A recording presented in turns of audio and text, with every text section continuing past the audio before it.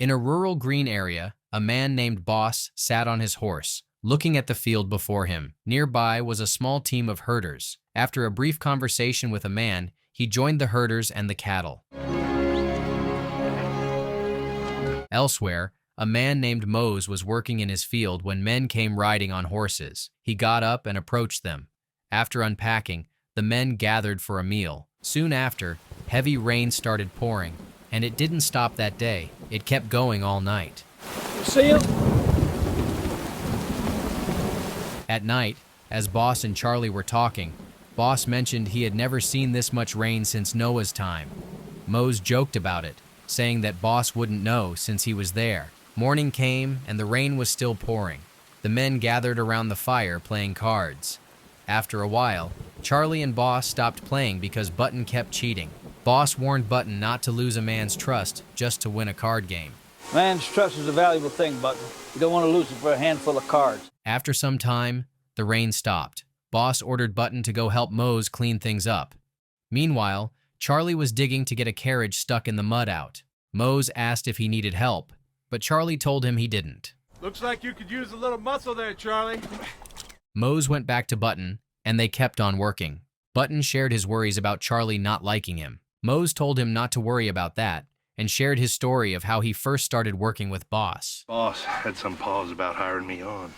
Boss had been unsure about hiring him because he thought Mose was too big to get on horses and to work with the cows. He also worried that Mose would eat too much, but Charlie convinced Boss to hire him. Charlie there that talked him into it, and I ain't one to take a man's confidence lightly. Later, Mose and Charlie pushed the wagon while Button pulled the horse, and they finally managed to get it out of the mud. As they grew tired from this, Button saw a group of horses coming and yelled at Mose and Charlie to show them. When they got up to see, they saw Boss behind the horses. Mose admired Boss for bringing them. Well, Boss sure can cowboy, can't he? Later, Charlie and Boss discussed their next move. Charlie told him the next town was far, and they needed supplies to keep going. So Boss decided to send Mose into the nearby town of Fort Harmon to restock. Mose! You'll have to ride back that town we passed a ways back. Button wanted to be the one to go, but Boss refused to send him. Button got angry at this. Mose left to get the supplies while the others stayed in their camp. As night started to approach, Button began to worry about Mose. Boss asked Charlie if he thought Mose got into a card game, but he didn't think so. Charlie thought it would have been better if he had gone. Worried, Boss and Charlie decided to ride into town to find him, leaving Button behind to watch over the herd and wagon. Button insisted on going with them, saying no one had ever set foot around since they camped, but Boss told him he would feel better knowing there was someone to keep watch. I always feel better about leaving the wagon if someone's close around. And the two left. Riding their horses, they crossed a small river and rode toward town. Before they approached the town, they readied their guns. Their first stop was the local stable owned by a man named Percy. They gave him their horses to feed and stable. He asked if they were staying long, and they told him they would stay until they found the person they were looking for. Percy told them he could help find the person because he had been there for a while. How long it takes to find who we're looking for. As they were talking, Charlie noticed Mose's wagon and asked about him. Percy hesitated before explaining that Mose had run into trouble with some of the town's cattlemen and ended up behind bars. Yeah, lucky to get shot in the back, if you know what I mean. Boss and Charlie went straight to the jailhouse, where they encountered Marshall Poole and Denton Baxter, a wealthy ranch owner who effectively ruled the town. Baxter looked down on free-grazing cattlemen like Boss and used his power to keep them out. Believe you have a friend of ours in your jail. His name's Mose. Marshall Poole told them Mose had started a fight in the general store. Boss refused to believe he started it. He asked about the charges instead, and Poole began listing them: inciting a fight, disturbing the peace, and creating a public nuisance. Disturbing the peace, creating a public nuisance, take your pick. Boss told him he came to get Mose, and Poole said he could pay the fine and take him. The fine was $50 for each charge, which was a lot of money. As Charlie mentioned that, Denton Baxter interrupted the conversation and introduced himself. I've been waiting for you, Mr. Spearman. My name's Denton Baxter. He then proceeded to tell them how much the people in the town hated them. He said he had the biggest spread in the area and didn't want any free-grazed cattle taking feed from his land. Boss reminded him that free grazing was legal, but Baxter said times would change. Ain't no free-grazed cattle gonna take the feed off my cattle on this. He then told them to get their man out, and that the moment morning came, they should leave the town. He gave the order to Poole to let Mose out. Now you let Mr. Spearman fetch his man so he can be on his way. When they went to the cell, they found Mose hurt and bloodied. Charlie walked to him and saw his injuries. Then he helped him up, and they went back to Percy. But Mose was badly hurt. They asked Percy if he knew a doctor, and Percy told them there was one. The house up behind the barn by the church. Supporting Mose between them, Charlie and Boss took him to Dr. Barlow. Studying the injuries, Barlow told them the wounds were days old, and that it would have been better if he had been brought in earlier. Boss told him Mose had been arrested, and that was why he couldn't make it in time. The marshal had him, and you don't keep a friendly jail. Barlow saw that a couple of ribs were broken. Sue Barlow took off his shirt and went to bring bandages and salt. As Barlow tried to give him a drink, Mose couldn't swallow. Barlow then told Charlie and Boss to wait outside so that he could start treating him. Two of you can wait in the parlor. After some time, Mose's treatment was done, and Boss and Charlie put him on his horse to take him. But Barlow warned it would be better if he didn't travel. Boss told him they didn't have an option but to do so. He then asked the cost of the treatment, but Barlow refused to charge them, saying the damage Mose did to Baxter's men during the fight was enough for him. I figured I made enough off the damage he did to Baxter's men. After shaking hands with Barlow, Boss went back to his horse, and they rode away along with Mose. As they were going, Boss mentioned Barlow had a pretty wife. They kept talking about the couple as they rode, complimenting their lifestyle and how hard-working Barlow was. Doc looks like a real hard-working fella. Probably working away on making some little ones, too. Finally, they reached their camp. Their dog Tig welcomed them. Button was nowhere to be seen. Finally, they all sat to rest. Goddamn kid. Boss got worried about Button, but Charlie tried to calm him down, saying that someone who could have hurt Button would take the wagon too. Anyone done him harm, they'd have gone through the wagon. As they were talking, Button came riding his horse. Boss angrily asked where he had been, but Button was distracted by Mose. He asked what happened to him, and Boss tried to make it seem like it was simple. We're under a little trouble in that town. Looks like more than a little. Boss then stormed away. Button asked Charlie if he had done something wrong, but Charlie told him to give Boss some time. Button then told Charlie that 3 riders were scouting up the herd that morning. This startled Charlie. He asked where exactly they were, and Button told him they were half a mile away, and they were looking at the cattle. The 3 men then went to the said place to see, and this time there were 4 men looking at them. Same ones? 4 this time. Charlie and Boss think they are Baxter men who came after their herd, but Button thought if Baxter wanted the herd, he could have kept them in town. If he was gonna take the herd, why not just keep you in that town? After a lot of discussion, the men decided to go and find out what the men wanted, but when they started riding towards them, the men rode away. Sometime later, Charlie approached Boss. Boss asked how long they had been riding together. Charlie told him it had been 9 years. Boss asked what they should do. Should they stay and fight the men or leave the cows behind and run? Charlie wondered if the cows were worth dying for. But Boss thinks it is not about the cows, but about another man giving him orders. The cows is one thing, but one man telling another man where he can go in this country is something else. He remembered how they were treated in the jail by Baxter. Charlie agreed that they owed them for what they did to Mose, so he went back to prepare the saddles so they could go back. You two keep a sharp eye out. Before leaving, Boss warned Button to hide behind the wagon because he didn't want him out in the open. Button, you keep the wagon for cover. I don't want to see you out in the open. Later that night, men observing the herd from a distance sat around a fire. As they were talking, Charlie and Boss approached silently. They made them hear their gun click, and Boss's voice started giving commands. He warned that they would die if they moved. 1 twitch, and you're in hell. They ordered them to throw their guns, then approached, asking which one of them had a bad back. The one with the back pain was the man who had attacked Mose first, which was why Boss asked about it. Boss then walked up to the man and hit him. After that, he began questioning them. He asked how many riders Baxter had. The man smugly replied that the riders were already heading toward his wagon. This angered Boss, and he struck the man again. Boss then asked Charlie to give him the saddlebags. Boss ordered the men to cover their faces and then told them to take off their pants. When one of them refused, he hit him with the back of his gun. He then ordered them to lie on the ground on their bellies. After making them stay down, Charlie let their horses go so they wouldn't have any transportation. When Boss and Charlie started walking away, Charlie approached the man who had attacked Mose, pointing his gun at him, but Boss stopped him. After that, Boss and Charlie rode back to their camp. When they finally reached their camp, what they saw was tragic. Button was on the ground, covered in blood. Tig was not there to greet them either. When they saw Button lying on the ground, they ran toward him. Boss knelt down beside him and saw that he had been shot. He told Charlie that Button was hit, but still alive. They shot the boy, but he's alive. When Charlie checked on Mose, he saw that he was dead, shot in the head. Boss told Charlie to get him whiskey and a lantern so he could start treating Button. Next to them lay their dog, also dead. Charlie froze in anger.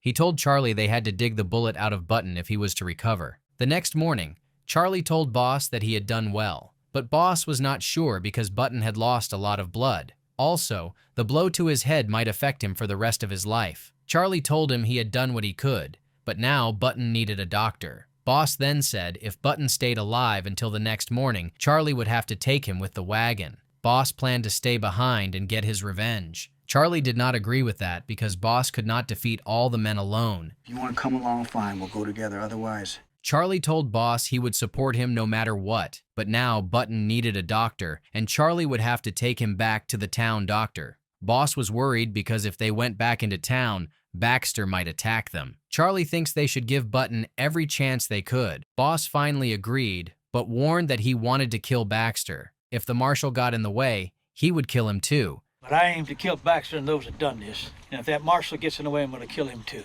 So he needed to think that through. Charlie said he had no problem killing any of them, then walked away. The next morning, Charlie buried Mose. Boss approached and told Charlie he had done a good job. He then suggested putting Tig with Mose, and Charlie agreed, saying the dog had always been more Mose's than his. Charlie then asked if Boss wanted to say a few words, but Boss, still bitter toward God for letting Mose die, refused. So Charlie spoke instead. Well, he sure as hell wasn't one to complain. Woke with a smile. Seemed like he could keep it there all day. Later, Boss noticed Charlie didn't look well and asked if he was doing all right, but Charlie avoided answering. Boss admitted they never talked about personal feelings, yet the things Charlie had been saying over the past few days made him realize how much history they shared. He asked if Charlie wanted to talk about it, but Charlie refused. Hey, Charlie? Don't stand behind me, boss. Later, as they sat quietly, Charlie finally began to open up. When Charlie was a kid, he and his friend used to go into the woods.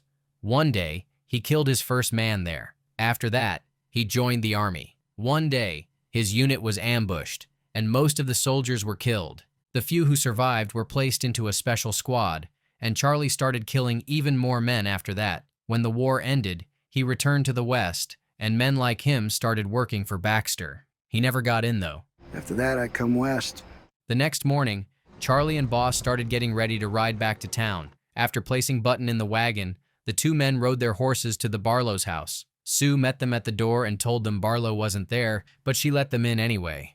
Here, put him in the examining room. Sue started checking Button's ear, but Boss told her that he could hear just fine when he was awake. Sue explained that she was checking for bleeding inside the ear to see if his skull was fractured. She then told them to wait outside while she examined Button. The two men sat in the living room, waiting for her to return with the results. You know the way to the parlor. Sit down.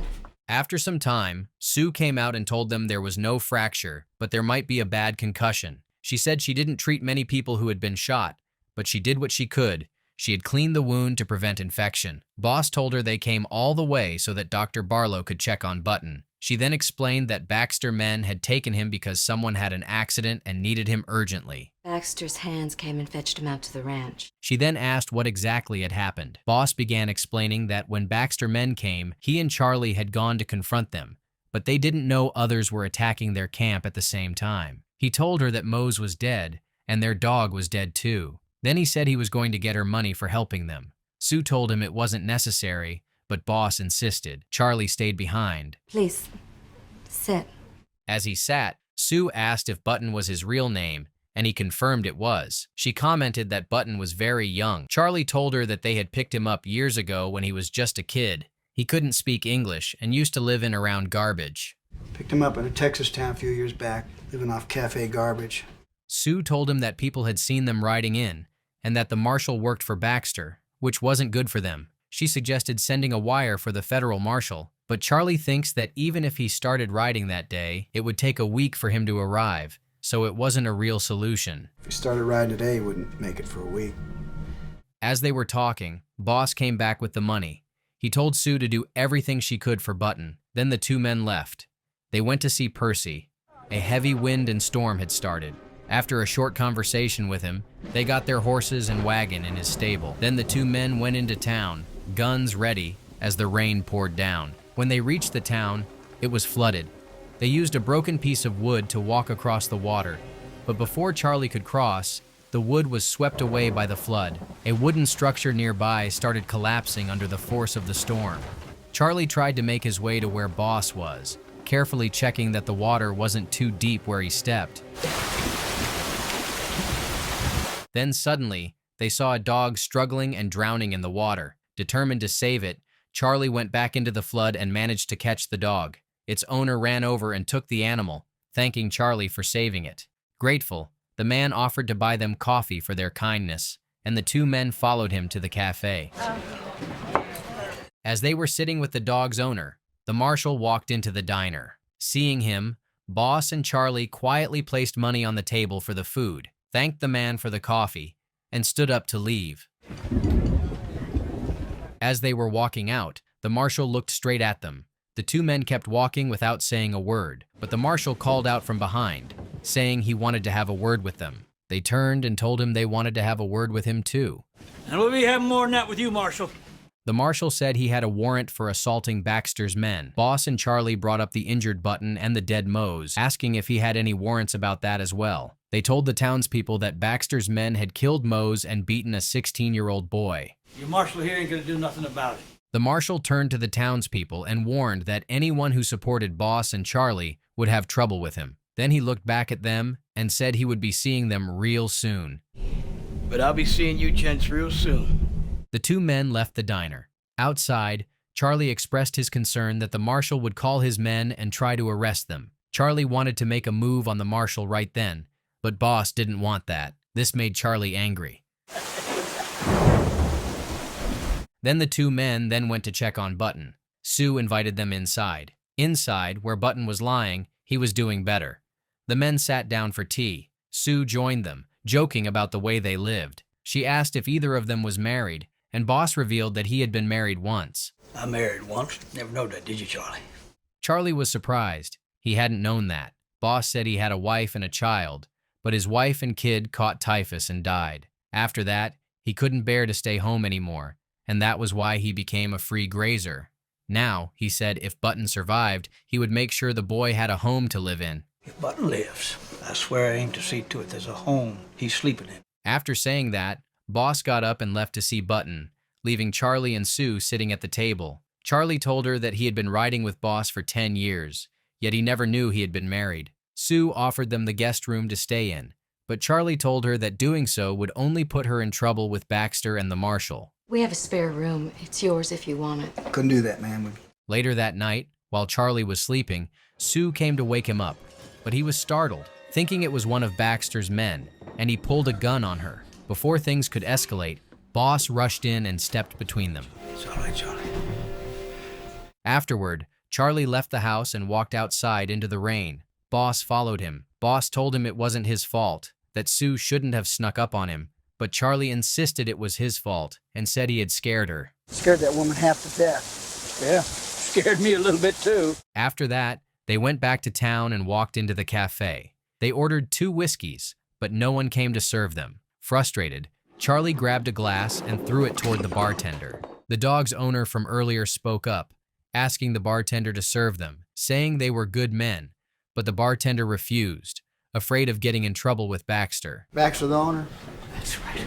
Angrily, Charlie pulled his gun and fired a shot into the air, startling everyone. The bartender, shaken, finally poured their drinks. The dog's owner then introduced them to his 2 sons. He asked if what they had said earlier in the cafe was true, and Boss confirmed that it was. Sue, the doctor's wife, was treating Button, but the man corrected him, saying Sue wasn't the doctor's wife, but his sister. Well, she makes somebody a fine wife. That's his sister. The other townspeople began joining the conversation. Among the uneasy crowd, a store owner spoke up, the same man whose shop had been the site of Moses' earlier beating. He admitted that he'd seen the whole thing, and that Mose had actually managed to overpower Baxter's best gunman, Butler, before being ambushed. That big fella drove the hell out of them other three. Once they left the cafe, Boss and Charlie ran into Percy, the stable owner, who discreetly warned them that the marshal's deputies were hiding near the stables and waiting inside their wagon, ready to capture them. Meanwhile, Marshal Poole himself was still at the jail, confident his men would soon bring the pair in. Instead of running, Boss and Charlie rode straight to the jailhouse to strike first. They found Poole alone, and Boss used the chloroform he had taken from the doctor's shelf to knock him unconscious. What's that? Chloroform. Stole it from the doc. They locked the marshal inside his own cell before sitting in wait for the deputies. One by one, the lawmen arrived, only to be ambushed and overpowered in the same way, each ending up chained in the cells they once guarded. With the immediate threat handled, the two returned to the Barlow home to check on Button. Button was awake and fine. Sue welcomed them with breakfast. She told Button to get some rest. As the two men walked out of the bedroom, Button asked about Mose. Boss stayed behind as Charlie went to the living room. Mose? I'll be alone in a minute, Charlie. Charlie saw the mud on the ground they brought with their shoe. As he is kneeling on the ground, he saw Sue getting dressed through the slightly opened the door. Seeing him, Sue closed the door. Then she joined him in the living room. As they are talking, Charlie told her they assumed Barlow was her husband. It's just that we've been thinking that you and the doc was husband and wife. After some time, the two men prepared to leave. As they are about to walk away, Boss asked Charlie if he was going to walk away without telling Sue what he actually feels. After some hesitation, Charlie went back and knocked on her door. He then told her that he is not the person she thinks he is, but she told him that she have seen what kind of man he is. There might be little bits, but they're enough for a woman who looks. She then smiled gently and handed him a small locket, telling him to keep it for luck before they rode out to face Baxter's men. Then the two men walked away.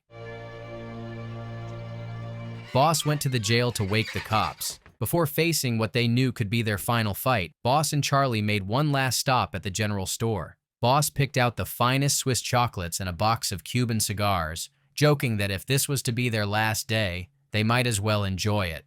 Now, what's the most expensive you got? Outside, Boss handed one of the cigars to Percy in thanks for his help. Charlie slipped Percy a folded note. Inside, he had written a simple request. If he didn't make it through the fight, Percy was to sell his saddle and gear and use the money to buy Sue a new tea set, to replace the one he had broken during a memory-triggered lapse from his violent past. And my good saddle and my gun to buy a tea set for Miss Barlow. Charlie, wait. With preparations complete, the two men sat outside, smoking, before going to face Baxter's army. Meanwhile, Baxter found the marshal and the other Dupities tied in the jailhouse. Moments later, Baxter and his men arrived in formation. Finish these later. As the two men waited, Charlie turned to Boss and revealed his full name, Charles Postlethwaite, then asked for Boss's in return. Boss hesitated before quietly admitting that his real name was Bluebonnet Spearman, making Charlie promise never to share it. Just Bluebonnet Spearman, and don't you tell no one. Without a word, Charlie stepped forward and shot Butler, the man who had killed Mose and nearly ended Button's life, squarely between the eyes. The single gunshot shattered the silence, setting off a brutal exchange of fire. Bullets tore through windows and walls as the fight spilled into the muddy street. Though heavily outnumbered, Boss, Charlie, and Percy held their ground with precision and grit. Baxter then walked into Barlow's house. He pointed his gun at Button, but Barlow warned that if he shoots him, he is not going to treat his wounds. So Baxter decided to take Barlow with him instead. Go on. Back with Charlie and Boss, they managed to overpower Baxter's men. The store owner joined them too. When Charlie saw Baxter's man crawling away, Charlie walked to him to shoot him, but Boss and the store owner stopped him. Step aside! Listen to him, son! Shortly after Sue, who followed Baxter, Barlow, and Button into town, was taken hostage in the chaos. The townspeople finally found their courage to step up. The tide began to turn, as ordinary citizens stood beside Boss and Charlie, determined to end Baxter's reign. During the final stage of the fight, Baxter showed up with Button. He used the boy to force Charlie and Boss to back down. Charlie told Boss Baxter will kill Button anyway, and the only chance the boy has is if they walk out with their guns. The only chance for him or us when we walk up there is these guns. Sue run and covered Button, who was lying on the ground. Then the two men faced him in a tense standoff. The townspeople sided with them, but Baxter ignored them. He ordered them to drop their weapon. The townspeople started walking in with tools in hand. Seeing this, Baxter's men started to back down. Button, mustering what strength he had left, fired the first shot. The gunfire reignited the battle. In the fierce exchange that followed, Charlie and Boss fought hard. The fire exchange ends with every one of Baxter's men, including Marshal Poole and his deputies, killed. Baxter, bleeding and desperate, barricaded himself inside the jailhouse. Boss kicked down the door and stormed in, ending the confrontation in a close, brutal shootout that left Baxter fatally wounded. But he refused to fire the final shot. I wish I could bullet to ease your pain, you son of a bitch. With the town finally freed from his grip, peace began to return. Dr. Barlow moved quickly to treat the wounded townsfolk. When the dust settled, Charlie called for Sue to meet him in the cafe. Asked to see your sister if she's willing. When she got there, he told her that he planned to leave. She asked him to stay, admitting that she hoped for a future with him. She told him she doesn't care about his actions, and she is not afraid of him. She tried to make him stay, but Charlie was not ready. So she told him that she would wait for him, and asked him to come back to her. And I'm not gonna wait forever, but I am gonna wait. After some time, Charlie returned to Sue. He walked towards her and told her he is in love with her. She was disappointed, but Charlie proposed. Sue accepted without hesitation. Boss and Charlie decided they were done with life on the trail. They decide to deliver their last herd and start working in the cafe, since the owner is now dead. Charlie said bye to Sue, promising to come back, and the two men ride their horses for their last task on the trail.